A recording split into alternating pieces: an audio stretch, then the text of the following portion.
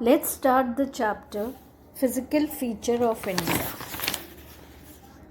India is a large landmass formed during different geological period which has influenced her relief.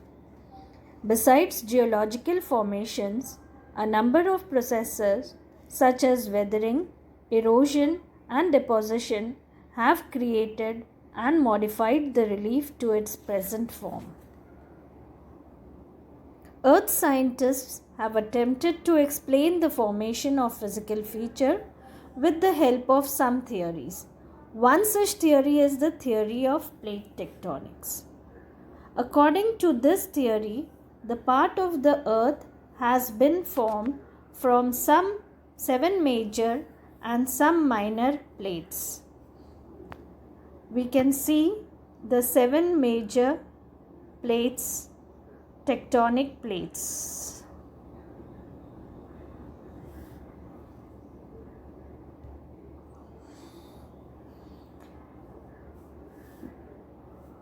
This is the Eurasian plate. This is the African plate. This is the Indo-Australian plate. This is North America.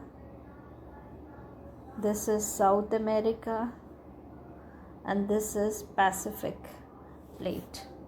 So these are the 7 plates, and there are some minor plates also. These plates are floating above the mantle. So sometimes they come near each other or they move away from each other. When they come near each other, we call it as convergent boundary. When they move away from each other, we call it as divergent boundary. Let us see this. This is when the plates come near each other. They form convergent boundary. The formation of Himalaya is based on this when the Indo-Australian plate drifted towards the Eurasian plate. Then let us see the divergent boundary. This is when the 2 plates move away from each other. The example is the mid-oceanic Atlantic ridge when the North American plate moved away from the Eurasian plate. The third type of plate boundary is transform boundary when the plates slide past each other. This type is known as transform boundary. This plate movement causes folding, faulting, and volcanic eruptions. Let us see how the Himalayas were formed.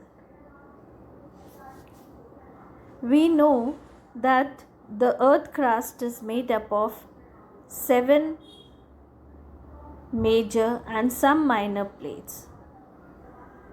As per Wegener's theory, all these plates were together and there was one continent, supercontinent named as Pangaea. You can see this here, this South American plate, it fits here with the African plate. North America fits here with the Eurasian plate. So all these continents were one continent. Here you can see this, all the continents together, a supercontinent named as Pangaea. All continents together named as Pangaea.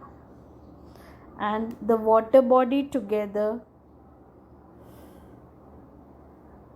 named as Panthalassa.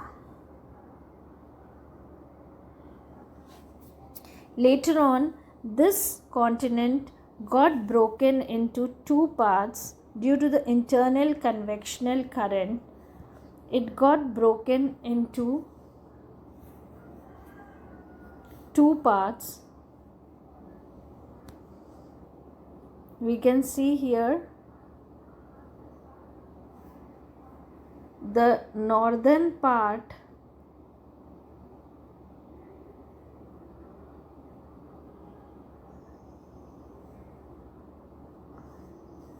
this was known as Angara land.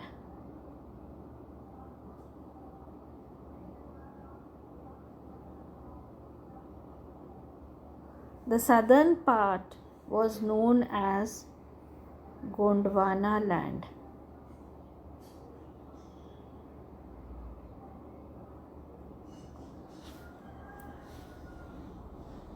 So the Gondwana land comprised of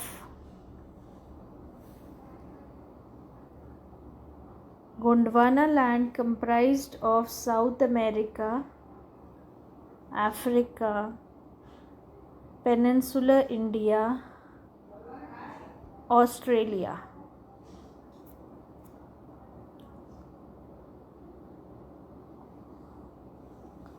These continents got broken. Again, the South America drifted towards the west, and Indo-Australian plate broke from the African plate and started drifting towards the north. It started drifting towards the north. So this southern peninsula of India, when it started drifting towards the north, towards the Eurasian plate, in between the Indo-Australian plate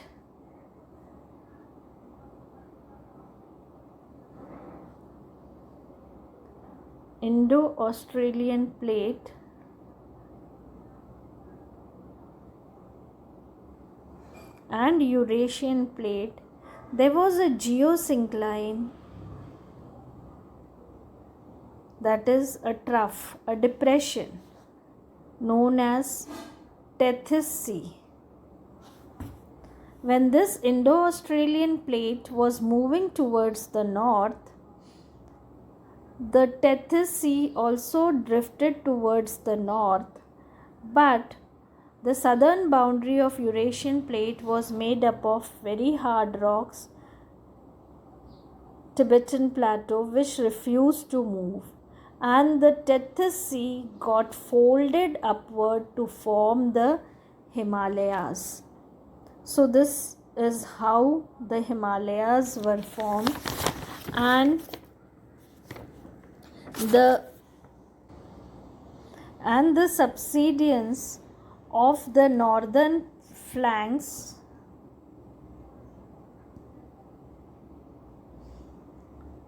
of the peninsular plateau, this part, formed a depression, a basin, which was later on filled by the alluvial deposits brought down by the rivers from the Himalayas, which formed the fertile plains called Ganga or North Indian plain. And this North Indian plain and Himalayas are the recent formation of landmass, whereas Peninsular Plateau is the most stable landmass, this ancient landmass, Peninsular Plateau. So here we finish this part. Please read it carefully, and if you don't understand anything, you can ask me.